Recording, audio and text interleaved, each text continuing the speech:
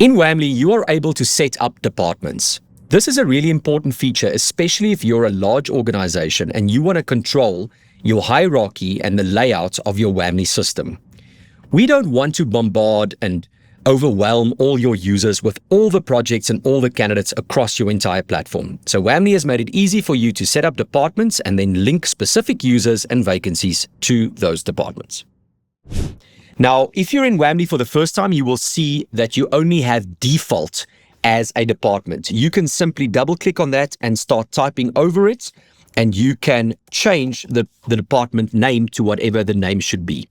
The idea here is to go and set out and craft all the departments that are in your business, so that once you're setting up a project, you will see them in the drop-down and you can link a project to a department.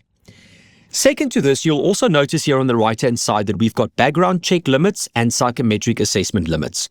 These are relevant if you are aware and using our fully integrated background checks and psychometric test capability.